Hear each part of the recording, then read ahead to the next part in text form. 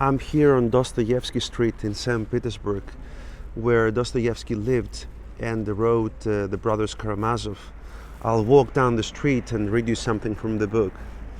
The father of the three brothers Karamazov, Fyodor Pavlovich Karamazov, was a selfish, morally corrupt man, a sleazy man. Nobody wants to have dealings with him.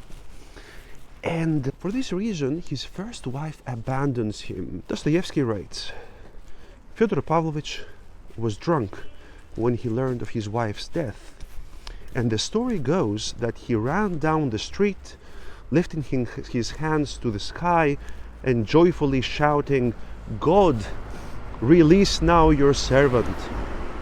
Others say that he wept and sobbed like a little child, so much so that they say he was pitiful to see, however repulsive they found him.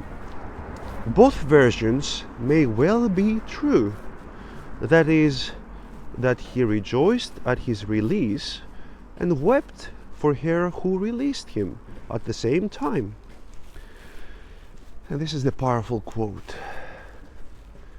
In most cases, even the evildoers, the wicked, are much more naive and simple-hearted than we think. And so are we. So he says, we're also simple-hearted.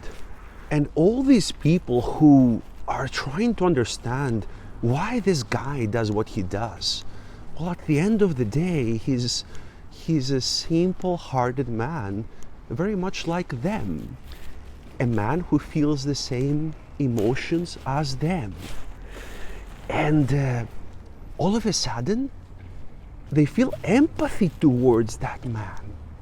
And they're ready to forgive him. The idea is that behind every crime, behind the most condemnable deed, the most inhuman act, there is always a human being who feels the same universal emotions, human emotions, the fear, the sorrow, the same emotions that all human beings feel, which again makes it easier for us to understand each other, to feel empathy towards each other and forgive.